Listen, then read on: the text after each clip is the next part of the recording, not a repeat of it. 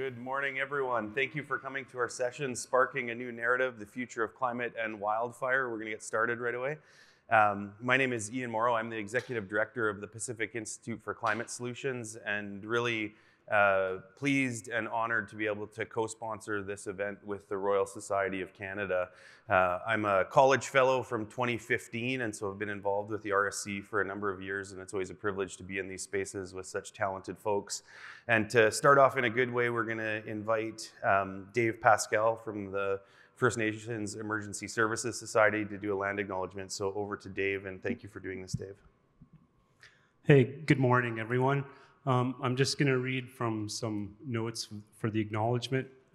Not trying to be disrespectful, but I just want to be mindful of the nations and capture the words.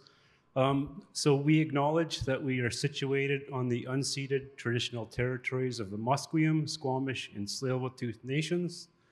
This land was never ceded or given up to the Crown. The term unceded acknowledges the dispossession of the land and the inherent rights that Musqueam, Squamish, and Tsleil-Waututh hold to the territory. The term serves as a reminder that Musqueam, Squamish, and Tsleil-Waututh have never left their territories and will always retain their jurisdiction and relationship with the territory. We also would like to acknowledge that if you are joining us today from elsewhere remotely, we acknowledge your traditional territory, the owners and caretakers of those lands as well. Thanks. Thank you so much, Dave. And I'll kick things off from the podium. And yeah, we're going to each do a short presentation, and then we're going to get into a conversation together about the future of climate and wildfire. So the Pacific Institute for Climate Solutions is a network of BC-based universities, Simon Fraser University, the University of British Columbia, the University of Northern British Columbia, and University of Victoria. And you can see on the left-hand side there, our purpose is to catalyze and mobilize research, partnerships, and knowledge that generate climate action. And the roots of this organization are the universities, but we are a partnership-based organization, and we're trying to create that regenerative set of ideas and solutions to propel us forward in a good way in an era of climate change.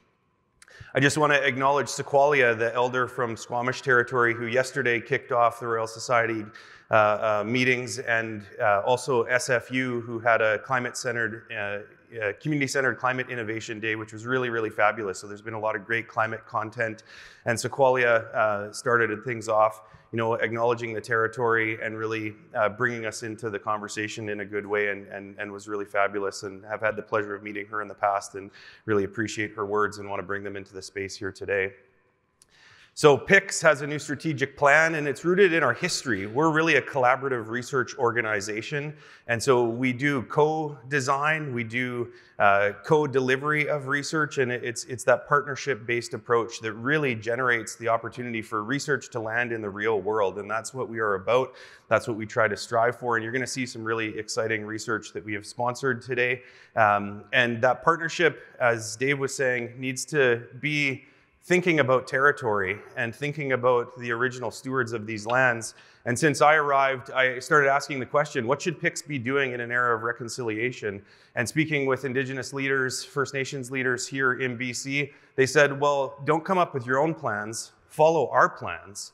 And BC has one of the most amazing BC First Nations climate strategies and action plans anywhere in the country, but also anywhere in the world. And so we started having that conversation, and we decided that the appropriate way to start that would be to enter into a relationship protocol. And that relationship protocol says that we are going to support research in the service of First Nation communities and their strategies to achieve their climate goals. And what you see here is myself and Regional Chief Terry Teegee from the Assembly of First Nations co-presenting to all chiefs in Assembly to get a resolution that says this. This resolution is passed at the Union of BC Indian Chiefs and will be at First Nations Summit later in the month. And so we're really excited to start in a good way. And this is a really cutting edge agreement. There aren't very many of these in the country, any that we know of actually. And so we're going to be pushing research through this lens of reconciliation and proper relationality to help achieve these BC First Nation climate goals. And so to get into the kind of contours of what this looks like, we have an annual report that will be released soon on our website. Check out our website. You can sign up to get updates from PICS. This is one of our big theme projects focused on rural and remote communities. It's a partnership between UVic, Simon Fraser University, and other partners. And they are looking at rural and remote communities and have just put together a really important guidebook for communities around wildfire and housing. That's some of the examples of the work that gets done at PICS. On the top left-hand, that's a project from UNBC where they're fire mapping and using GIS to understand fire risk around First Nations around Lillooet.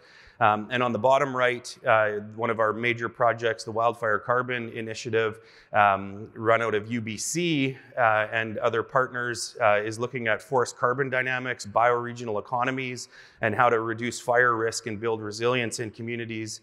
And on that note, I want to show you a quick stinger of a film that we put together. I'm an environmental scientist, geographer, and filmmaker, and so we're bringing film and storytelling into the organization. And this gives you a feel for some of the big issues in wildfire.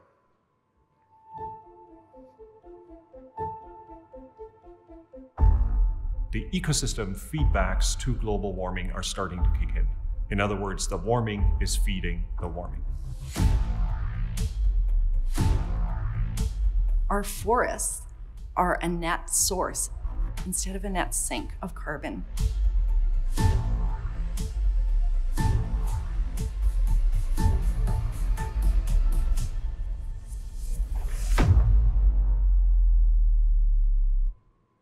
And that was Laurie Daniels in there. Laurie Daniels led this paper with Kira, Matthew, and other researchers that have been funded by PICS.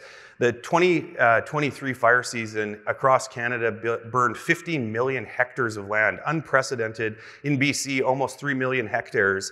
And Matthew and Kira and others have been thinking about how we transform our understanding of fire risk to coexist with wildfire. And that's some of the things we'll be talking about today.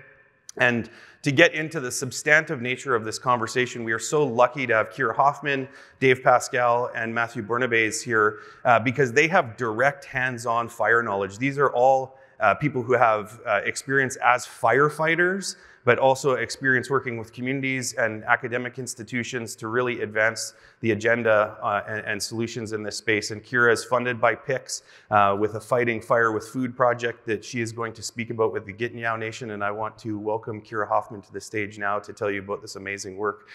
Please give a round of applause for Kira.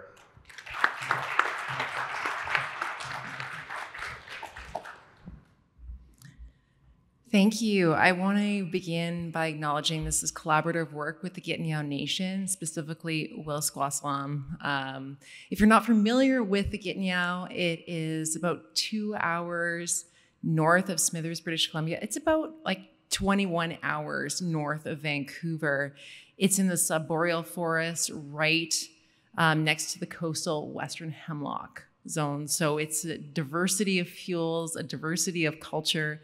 It's where kind of the land meets the sea, and so many of the fire practices are very specific to the nation. And I'm sharing this presentation with their permission today. I'm going to take you through the secret world of cultural fire and really prescribe fire. And what I'm talking about when I'm talking about good fire or controlled fire is the intentional practice of burning for specific values. So Gittinyao is burning today on this April 19th day to increase the productivity of nodding onion, of northern rice root, but also to reduce wildfire risk to the community, and also to increase fodder for game like moose and deer that they would like to harvest in the fall months. There's never a single reason for burning. There's always burning for multiple objectives. We have one word really for fire, and they have about 50. They have phrases that mean there's too much bush on the land, or the berries aren't healthy, they need to burn. And those are just one word. I am a fire practitioner. I'm a fire ecologist, and much of the work that I do is applied. So here I am showing up to start our day of burning. We have about 200 hectares under prescription. Years and years and years go into making these prescriptions happen. And so that's the planning. This is one of the first Indigenous-led prescriptions in Canada that's been approved. And so I'm working directly with the Gittinyell-Laxey Guardians, and they're the eyes and ears of the territory. They are fire practitioners, they are scientists, not trained in the Western way that most of us have been. So here we are packing gear for the day. I have like an 80-pound backpack. I used to be with BC Wildfire on HeliTac. I also used to be 20. These are things I'm not anymore. And so when I get BC Wildfire out to help with these burns, it's incredibly collaborative, and they can also help carry my things. Just like a prescribed fire, which is usually for somewhat different objectives, we come out and we have Chaz, the communications coordinator from Gittinyell, welcome everyone to the space, share why we're burning that day, and then we do the basic organization chart. Whose team are you going to be on? Are you on ignitions today? Are you on holding? So that's water. Are you on fire effects and monitoring? And so my role generally is to make sure that fire gets into the right spot at the right time with the right intensity. And so I have a team, and we are considered kind of the fire effects monitors or fire behavior analysts. We go out and we do these plots, these measurements before we burn. We look at soils, we look at plants, we look at how much fuel we need to combust in order to get the objectives that we want. And of course, I'm out measuring everything, and I'm working with Elder Darlene Vey. She's got about 60 years of fire experience on the land. This is going to be one of the first fires that's returned to the territory in over 100 years. But she's been preparing for 60, so she knows exactly what the land is telling her. She knows exactly what it needs, and she walks and it crunches, and she's like, oh, it's a good day to burn.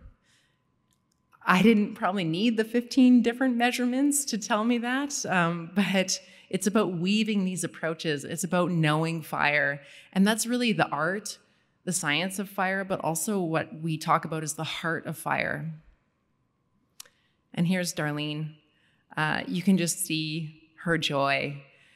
We fail in our culture, in our society, to really talk about the joys of fire, the happiness of fire, and fire as really integral to British Columbia, to Canada. The places we love to spend time in are fire-dependent ecosystems. They've been burned for millennia.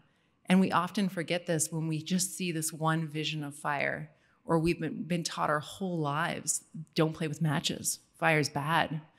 Fire can be bad, but it can also be good. And so just showing that perspective. We use a bunch of different tools and technology that Matthew's going to talk about, but understanding just how dry fuel is, how much of it, and understanding the risk of burning. Okay, what kind of the risks are we dealing with today? But then we also consider, okay, what are the risks of not burning? And so these are a lot of the conversations that we have. We work very collaboratively with BC Wildfire.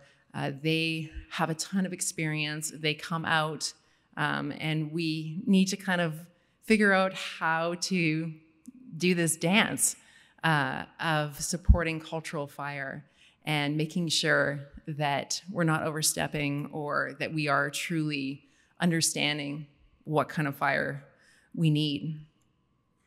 We use a lot of drip torches. These are called elder torches. Everyone's pretty jealous of them. These are actually like the torches we use to light the fire. They're quite small and they can be held by both children, and elders. So they're a tool for the 5 to 105 crowd. Because you don't need to be carrying really, really heavy fire gear. Darlene lights the first fire, and the first kind of 15 minutes of a burn they're just incredible. Everyone's in awe. They're just watching. And even though we all have jobs to do, it's like we can't get to them because we're all pyrophiles, really. But we're all just so mesmerized by fire. It's very rare that you get to watch a large portion of land burn. And here's Kevin, the lead guardian. He's kind of bumping down the line. We're using a bunch of different techniques. We're not just trying to make it black. we're trying to put hotter fire here, less hot fire here. And so it is very specific. This is me. I'm making sure that everyone's comfortable. I'm getting kind of calls on the radio. Oh, we've got some trees candling.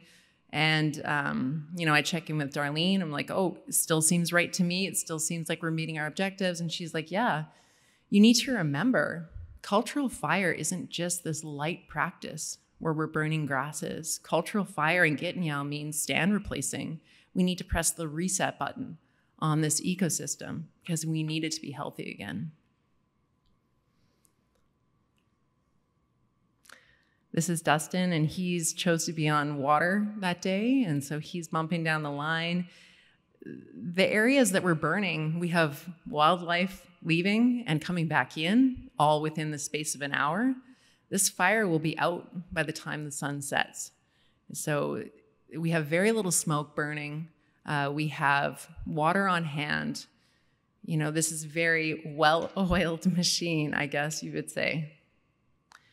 And there's me just kind of carrying all the fuel we need and just making sure that everyone on my team is communicating with everyone else. And then we're going to go back and we're going to measure everything again. And we watch and we wait, and you'll see these are aspen trees. The aspen trees, they need fire in order to thrive. And so we're supporting them. And even though some of these trees might die, there is plants that have been waiting in the soil for almost 100 years.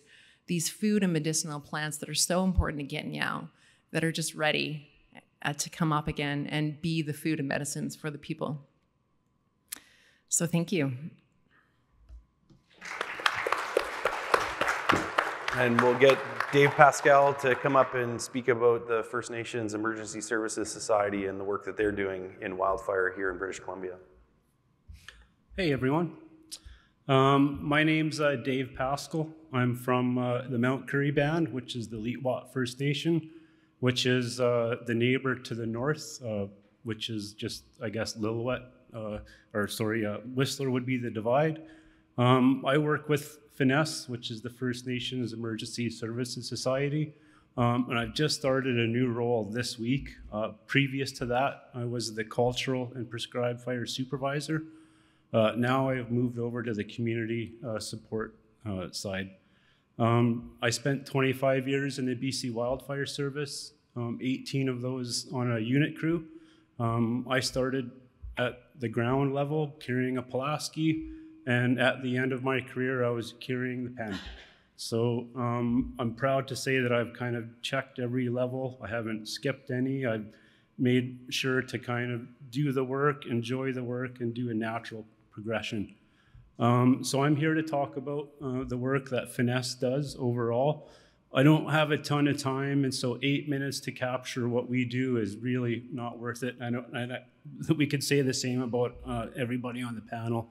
8 minutes is just like not even scratching the surface. So with Finesse, our mandate is within British Columbia with the 204 nations, and our vision is safe and healthy First Nations communities.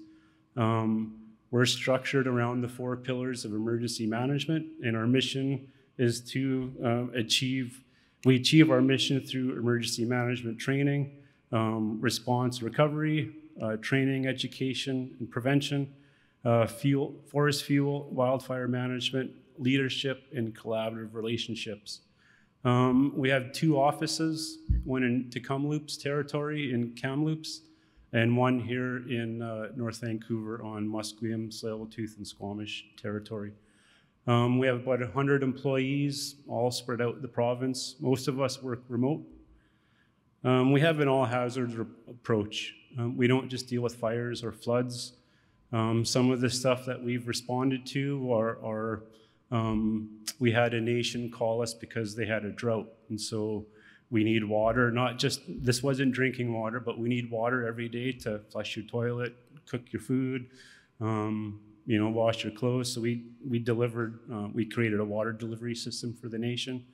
But I'm just going to go over a snapshot of some of the departments that we deal with. And fire is the central theme. We kind of get sucked into the fire world quite a bit.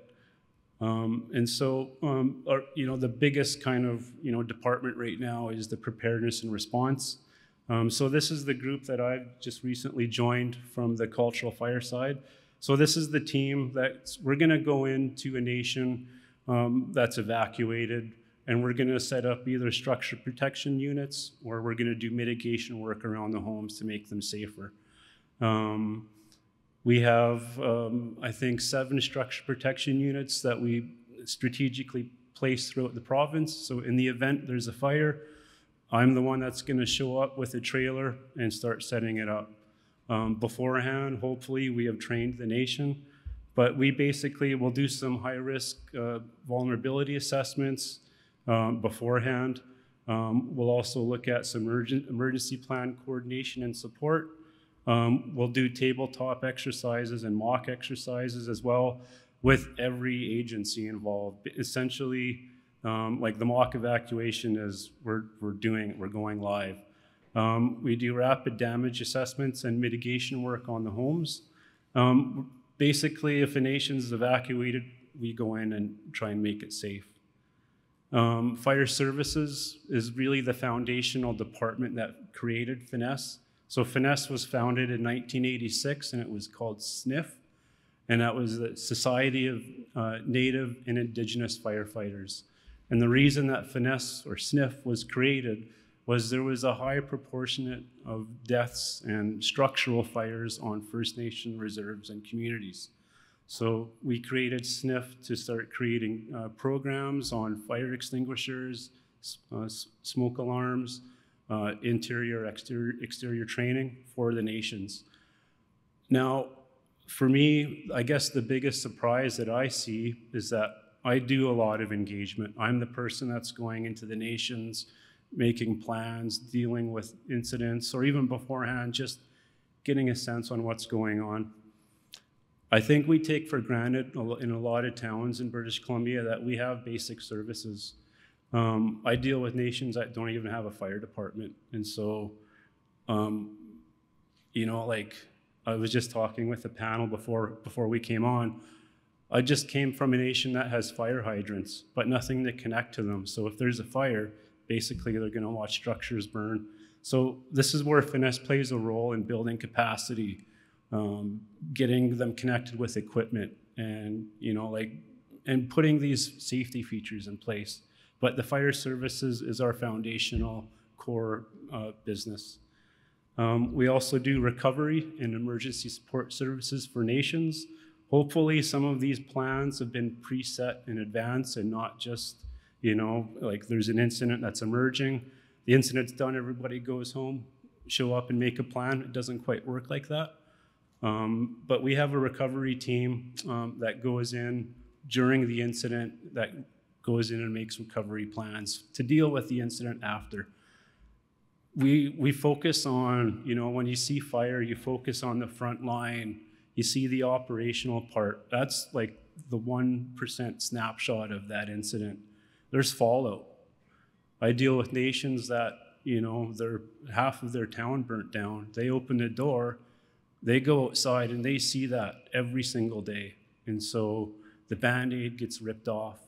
There's no healing from that. And so we try and help that recovery process from the onset. Decision support is basically our data management folks. They do a lot of administration and training, and it's on the OCAP principles, the ownership, control, access, and possession. So there's a really big awakening right now with First Nations and seizing data that's theirs if it applies to them. We can offer management of that data. We offer training, coordinating training strategy for the BC Wildfire Service. We have EOC training. We have ESS training. We have interior, exterior training. We basically have a training model for most emergency management functions for a nation. The mitigation department is really where the rubber meets the road in the department where I'm coming from. I'm looking at the clock and I see I don't have a ton of time here, so I'll try and cover this quickly. The mitigation department has the wildfire division that does the wildfire training. They have the forest fuel group who goes in and coordinates with the nation on doing forest fuel management, fuels management around their homes and communities. And then we have a Fire Smart team that will liaise with the nation on doing the Fire Smart around their homes, the home ignition zone. And then my old division, the cultural and prescribed fire team, where we look at applying fire back into the traditional territory or the reserve. We look at, we want to apply fire in the landscape. I'm a fire practitioner. I want to caution that we need to start at our front door. Before we start getting out and burning and doing a whole bunch of fuels management, is your home safe? Is your home going to burn down? Let's start there. Let's start at your front door and let's take it from there. But that's about all I have. That's a snapshot of Finesse. If you're interested, finesse.ca. Thank you.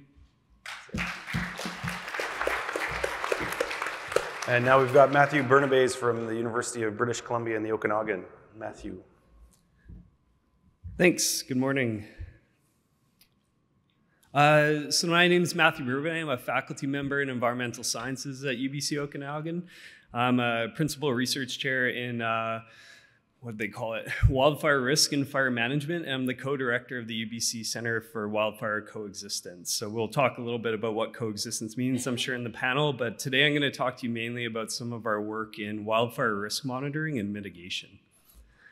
So like my colleagues, Kieran, Dave, I also came from a fire suppression background. I worked for almost a decade with the wildfire rappel crews in Alberta and with Parks Canada Fire.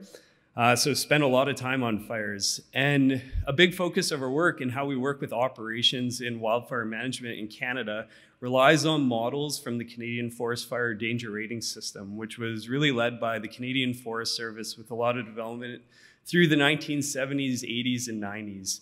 And every single day during the wildfire season, fire weather analysts from across the country in all jurisdictions, every province and territory, and the Canadian Forest Service produce predictions basically for the day of what our fire danger is for the day, how our fuels might respond, what's going on with weather and different fuel types. You might have seen maps like this. This is for 2023 on August 17th. I'll come back to why that day is significant for myself. But this is the fire danger for Canada for the day. And you can see in the red, that's where our fire danger is considered extreme. So most of British Columbia, you can see a lot of extreme fire danger through the prairies. But the point is we need to generate these every day. And we're using models that, they've served us well, but they don't really reflect what's going on with climate conditions and how fuels have changed over time. And so as a firefighter, when I was working in the field, you'd kind of look at your indices for the day and your fire danger, and it kind of helped you build this perspective in your head of, if I go to a fire today, am I going to see something like this, where a fire is going to absolutely blow up and become a real big challenge with a crown fire, maybe burn thousands of hectares? Or am I going to see something like this, where I can get out, basically step on this fire and go back to what I was doing for the day or go to the next fire? And I provide this example because these are actually two fires that my crew responded to. I don't even know what year. But the one on the left, the small one, was what we expected for a day. And the one on the right is actually what we responded to. Ended up burning about 5,000 hectares in a day, and we lost 7 structures that day. So how our models are kind of like telling us about fire risk and what they're telling us about danger on the landscape is really changing. And it's a big focus of my lab's work. So since 2021, we've been working on a new fire risk modeling and monitoring system, and it's actually been supported by Rogers Communications. You might ask, why is a telecommunications company interested in wildfire risk?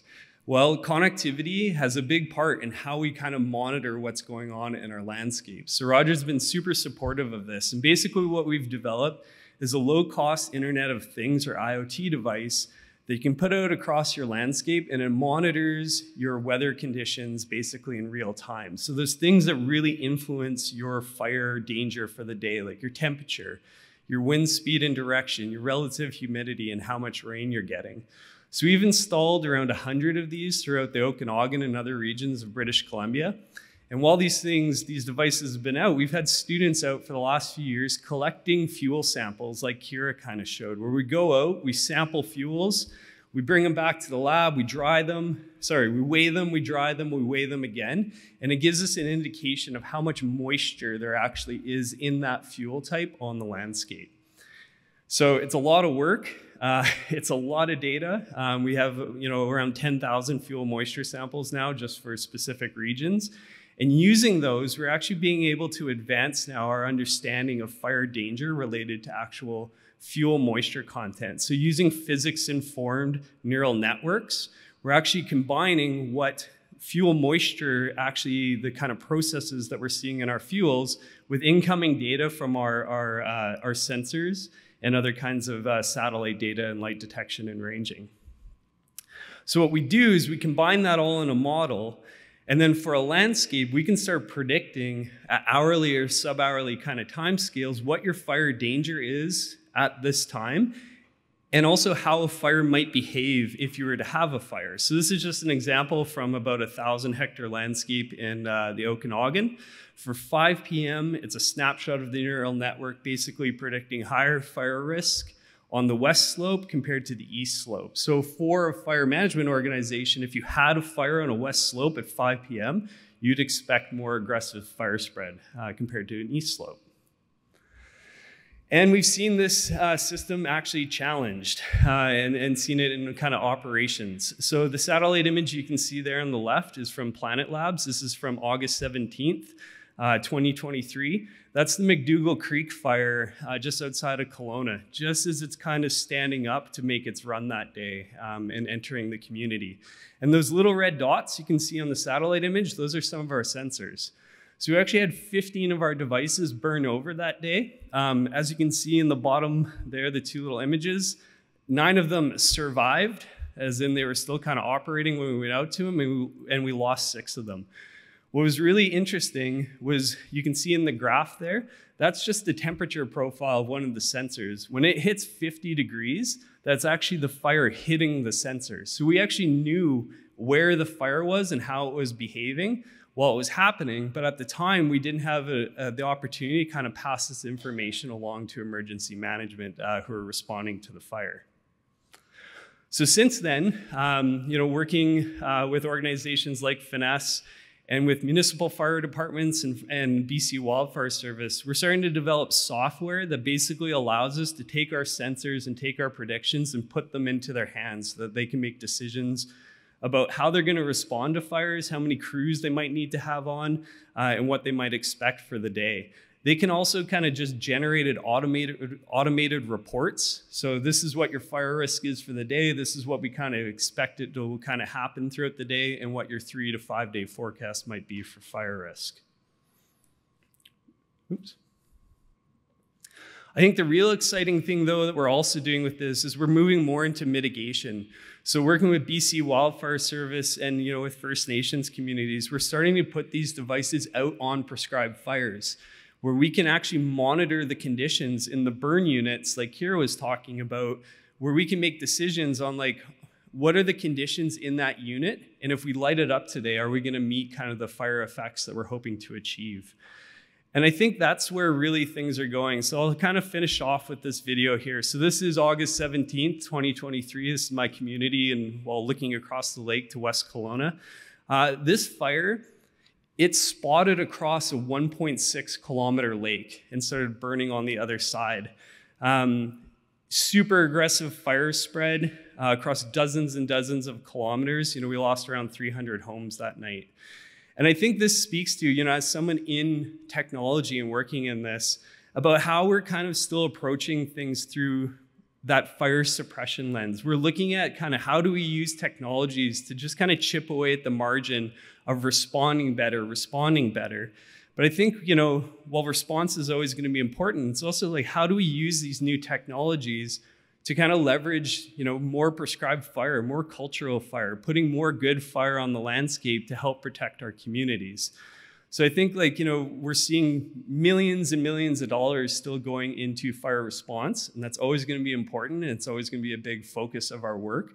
But also, how do we kind of support communities and agencies and organizations on kind of shifting that focus also to kind of mitigation? So I'll leave it there.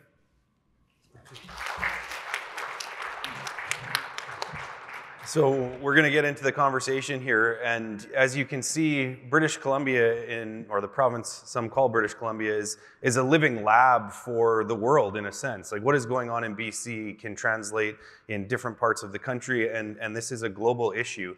And so thank you again for bringing the kind of insights that you have to the presentation today. To kick things off, I think we want to kind of think about, you know, the relationship between climate and wildfire. So if you can kind of just speak to that, each of you, from your own experience, and how good fire kind of responds to that. And so, yeah, Matthew, if you want to maybe kick us off, just kind of, again, help us understand that relationship between climate change, wildfire, and how good fire is a response to that. Sure. So, I mean, a lot of the climate change science, fire is one of those things where climate change becomes very much a reality, and you kind of end up living it a little bit. With a lot of the climate science, you know, if you go back to the early 2000s, people were predicting that fire seasons were going to get worse in Canada. A lot of those predictions were like for the end of the century, and it's 2024 now, and we've had, you know, basically 4 record-breaking fire seasons in BC in the last 8 years. So we're way ahead of schedule. What we're seeing is fire seasons are getting longer. We're seeing more kind of drought conditions on the landscape that lead to more fast and aggressive kind of fire behavior, like that image I showed you of Kelowna. What we're seeing with these fire disasters is it's fast-moving, aggressive fires that it's almost done in a day. Like it happens super quick, and it's because our conditions are basically primed. It's like the pump is primed to allow that fire to kind of spread like that. So I think, like, from that perspective, where good fire kind of comes into the conversation is it's about thinking, like, if we are going to see fire like this, how do we prepare our communities and adapt our landscapes to respond to that kind of fire? Where if a fire comes through a community like we saw in Kelowna, areas that had mitigation where there had been prescribed fire or other kinds of like fuel mitigation done, we still lost homes, but those areas are recovering far faster compared to areas where nothing happened. That's where we saw the highest severity fire. So I think that's where around the community it makes a big difference. I think for me, like, I started fighting fire in 1999, and it was just a part-time job. I was a ski bum. I started out as a forestry technician, but I kind of like doing the fire thing. It was cool, fly around in helicopters, run chainsaw. It was a little boys club, fighting fires in the backcountry. And then like the next year, it was like, oh, we need you a little bit sooner. Need you a little bit sooner the next year. And like it turned into like I said, the little boys club, fighting fire on the mountaintop. Season would get longer every year to the point that I couldn't have another job. That like this turned into a career, but it wasn't a career. And I remember when I first started out, we had Dr. Judy Beck working for the BC Wildfire Service back in the day. And she was saying that fire season was starting a day sooner and finishing a day later. And I was like, interesting. Well, that was 20 years ago now. And so that's, you know, our fire season's 40 days longer just using her metric. And so it's changed. Now fires are front country, in your face, evacuating you. And the fire regime has changed, like fighting fire at night, like seeing Matthew's video. Like we weren't fighting fires like that when I started. Like fire behavior wasn't like that. So like we're dealing like this generation dealt with like fire as like, you know, like fire is an emergency management phenomenon, but we're trying to use it as a stewardship tool. But like the emergency part is just like exponentially expanding in our face. Dave, did you want to talk about good fire? Yeah. So from like for good fire, I mean, there's just not enough of it, you know, like, and like some of the work that I started doing like over 25 years ago with Bob Gray, like we did these fire history surveys. We're like, oh, perfect, we found the cycle. We're going to go back every 5 to 7 years and come in and do the cycle. Well, you know, we can't. We're not doing that anymore. Some of these areas have burnt down or we don't have funding. But, you know, we have done good fire that has made a difference. You know, Ackham, for example, they did a fire just around their First Nations community last April 2023. It was about a 1,200 hectare fire, which is big. Like this is a big, significant burn. But the scale of it is so big that when a wildfire came that summer, it like saved portions of, you know, that valley. It saved the airport. If like that fire didn't have the momentum to get up and burn through like Kimberley, St. Mary's, that area. So good fire makes a difference. Like, and we've seen it. We literally have pictures and evidence of like good fire on the left, bad fire on the right. That one side looks like the moon and the other side looks like a healthy natural forest. Here. One thing I really notice is kind of the social fabric of fire starts to fall apart. And when we have firefighters that come out and help us in the spring burns, they're still exhausted from the year before. You know, some of them are seeing 100 fire line days. It's unfathomable to me. I never saw fire line days like that in the early 2000s, you know, like what Dave is saying. And also the pace is so hard to keep up with. A lot of the areas that we painstakingly put under these prescriptions, we jump through the barriers, they're burning. And so when we knew, like this summer, 2024, it was only a matter of time before our area that was so high fire risk that we'd put under prescription and planned to burn that summer, but had to wait. Unfortunately, it went up and it was 100,000 hectares. And everyone I talked to was like, oh, well, you got the fire that you were looking for. I was like, well, wrong kind of fire. And so how we talk about fire in the public and how we understand fire and relate to fire is so important. We also have this thing happening right now where we have a bit of a shifting baseline. People were saying in my community, wow, 2024, really not so bad. 2024 was a very bad fire season. It just wasn't as bad as 2023. And so how we are thinking about fire and the climate crisis in general is, you know, we are kind of having to adapt and evolve really, really quickly as humans to be like, oh, it wasn't that bad. And I think that many firefighters are just still dealing with the trauma of the last 8 years. Many municipal firefighters, first responders, Indigenous communities who are 43% more likely to experience evacuations from wildfire in Canada. So I think that we can think about it from the scientific lens, we can think about it from the good fire lens, but it's really, really important to think about kind of this whole of society approach, because fire is inevitable and it's coming. And the more that we're proactive, it's just going to be better. We are going to reduce wildfire risk, and we do have the technical and place-based expertise to do that if we only value it. Yeah, thank you. You know, when we think about, you know, the generation growing up, Smokey the Bear, you know, like keeping fire out, it's such a cultural phenomenon to kind of, you know, stop fire. And so this idea of, you know, creating a new narrative, these folks have been, you know, sharing the story about how we have to bring fire to the land, and, you know, we have to change the cultural conception of fire to be able to kind of work through these solutions in a different way. It's so culturally ingrained to try and stop these things. And that speaks to these multiple ways of knowing. And in each of your work, obviously working with Indigenous and First Nations communities and at that interface with science and emergency management, I'm curious if each of you can kind of speak to how that layers into your work and the importance of thinking, you know, in those new kinds of ways, using, you know, ancient knowledge in the modern world, and how that fits together to, again, help that new narrative to emerge so that we can find our way through this complexity. And maybe we'll kind of start with you, Dave, and come back. Yeah, so I've you know, was dealing with one of the nations in the interior, and, you know, like this is kind of like where I saw the conflict of like First Nations culture and like maybe some colonial thinking, but the nation was like, hey, we want to do a burn, but like the only time to do the burn is in August.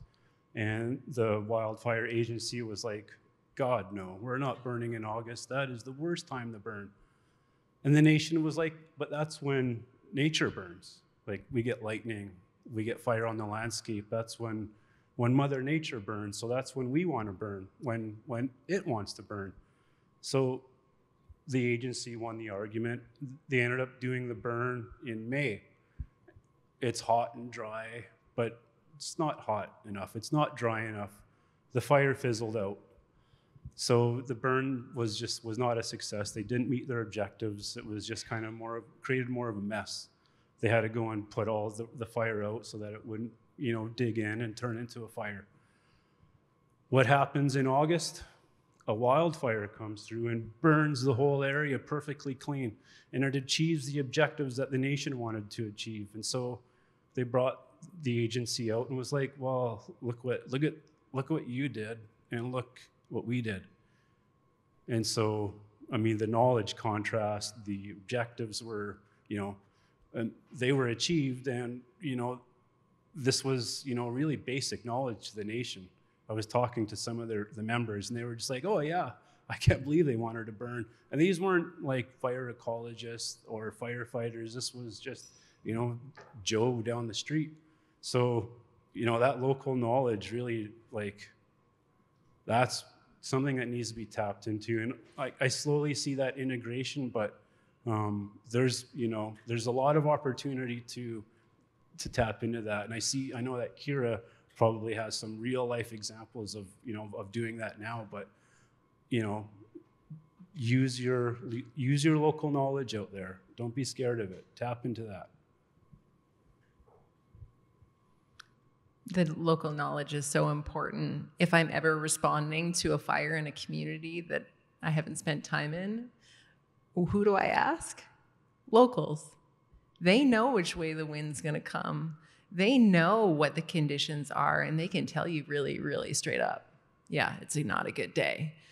So I always really value that local expertise. Being a fire practitioner, going to school is actually going to be not the best thing for you, because you're going to not be able to get out and do the burning that you need. You can spend a solid decade learning fire ecology, but if you don't feel fire, if you don't experience fire, you'll never truly understand it. And so I really encourage people with these very diverse knowledges and experience to get out there and burn together. And that can be challenging. There's a lot of rules and regulations to actually doing fire and being out there and having the credentials. So we're really pushing to have, those other experiences that are just as valued as, let's say, your basic S100 course. A great example is, sometimes I don't have childcare, and I'm like, oh, I can't come to the burn, and of course the community I work with is like, well, of course, bring your kid. Why not? What we're doing is very safe, and we want kids and elders out there because that's the way it should be done. We've always done it this way. And, it can make people feel really uncomfortable when that we haven't been taught that. And so I've been learning that it's just okay. And, the other thing that always we find funny is that people are like, you're using drip torches? Those, you're using gas on the fire? And it's like, well, it's the best way to light the fire. And, the nation says, we've always adapted, old tools, new ways. That's kind of the motto here. We've always adapted to different conditions, different climates over the last, 12,000 years in this area. The only people who haven't really adapted to these changes is the people who arrived here about 100 years ago. Yeah, I think so. A lot of what we've been doing, especially around building tools and technology, we can develop all these models, but unless they're actually getting into the hands of the folks who are doing the work, they become a paper. That's great. We've contributed to science, but fire really is something that's occurring around our communities. So working with with community members and fire departments and wildfire management agencies and First Nations and Indigenous communities has been a real big focus for us, because if we're not translating the information that we're generating into tools that they can use, it's like there's no point, almost, in my opinion. It's great that's contributed to science. I'm happy to do that. But as someone who worked on the fire line, that is kind of like my big passion. And I think, working with different groups, we learn a lot around like the technology we're doing, and then we bring that back to the lab. So as an example, I mentioned a physics-informed neural network. If I tell that to a wildland firefighter, hey, you need to interpret my physics-informed neural network in this model while they're responding to a fire, that's not really going to work. And so working with them on like what kind of data and information do you need to kind of make different kinds of decisions or inform how you're responding to fires has been really, really useful. I always say, like, when you're in the front seat of a helicopter and the radios are going crazy and everything's happening, you're looking at a fire and trying to figure out what's going on. If a model isn't like red is bad, orange is okay, and blue is go, you almost don't have more capacity to absorb any more than that. I think, though, also, like Dave said, like the more that we can put tools, or we're interested in like how do we weave tools with knowledge, is that like, can you put sensors out like on a unit like that where we're monitoring conditions and then working with nations or communities on like, no, we actually might be able to meet our prescription objectives. Just right now, the agency is so focused on just like, we don't have any data points for that. So how do we braid that is a big focus going forward. And just to conclude, we are at the Royal Society of Canada right now. We are amongst kind of esteemed academic colleagues. And just a final question, what is the role of kind of universities in this context? How do we sharpen ourselves to be responsive to the climate crisis in an era where wildfire is kind of hitting communities like this? What are each of your kind of thoughts quickly on kind of the role of the university and how we can kind of contribute meaningfully to solve these issues? And maybe I'll start with you, Matthew, and go down the other way. Sure. So I think besides research and technology and working with communities, I think universities, and we're moving ahead with this, have a huge role actually to play in training. That's one of the things we do is we teach. And we haven't really been involved in this space as much, I think, across Canada. And so one of the initiatives that we're working on, and this is in collaboration with Finesse and others, is on developing like a prescribed fire training program that will actually, how do we train not just wildland firefighters, but the broader society, foresters, First Nations, biologists, private landowners, on how you actually put fire back on the landscape and combine kind of the academics and the fire ecology with local knowledge to kind of do that. Like, as UBC and, being at a campus that was like actually evacuated from a wildfire, I don't know many that can claim that. Like, that should be our mission, and that should be our role, I think. And so that's one of the big things we're moving ahead with. Thanks, Matthew. Kira? I think that universities are, stepping ahead. It was 10 years ago that you couldn't actually get any sort of fire training in this country if you weren't as part of an agency. So TRU is going to offer the first undergraduate program in fire science. And most people who are fire ecologists today have had to leave Canada in order to get that training in the States, and then try and bring it back and then apply it to a system that we don't know much about. And so I think that it's happening. The change has actually really, I think, met the pace of the problem. But we still need that practical experience, because a lot of the people who know a lot about fire are about to retire. And a lot of BC wildfire folks are tired and they don't know where to go now. They want to shift into a role of more proactive fire management, and we don't have a place for them.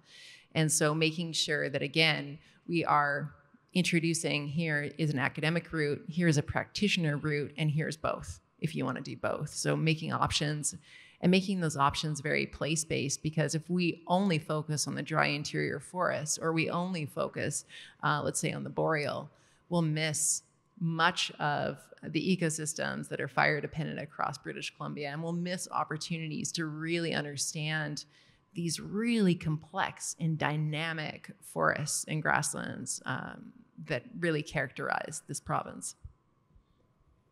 Yeah, that's all really good stuff. And I think, training is a massive piece, and especially for me, and I'm looking at it from the First Nations component, capacity. We need capacity. Like, I look at a nation, their fire crew is going to be their community operations crew, their fire department, their forestry crew, their everything crew. So a mechanism, a place, whether it's a portal or a physical place where they can go and learn and build that skill, because I can't get out to every community, so I need a partner. And even Wildfire, when I was there, working at Provincial Wildfire Coordination Center, we were fully aware that we're not a training agency. Yes, we train, but we need external resources to help with capacity, to help with learning. I look at it from the research component as well.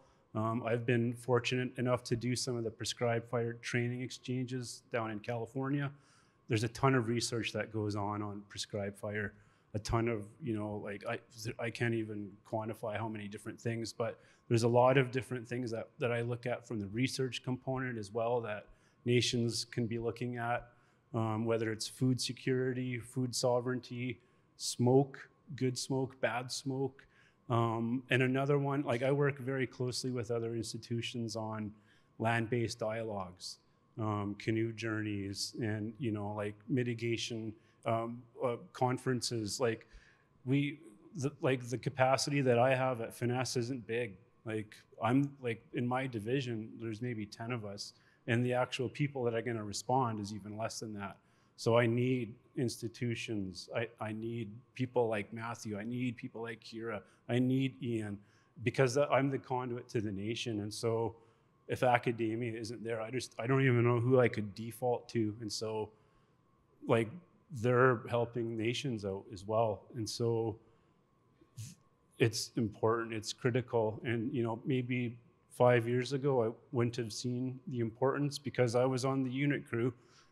Operations, we show up with dozers, we're just gonna be like the Marines and make a mess and not care about the fallout. Well, now we need to care about the fallout and start planning, what does this look like? But academia, huge part. Amazing.